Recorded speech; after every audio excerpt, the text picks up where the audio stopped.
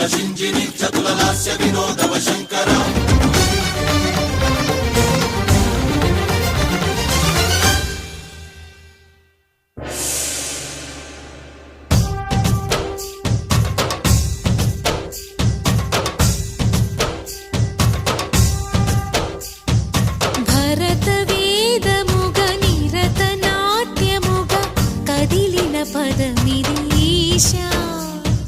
శివని వేదనగా అవని వేదనగా పలికెను పదము పరేశా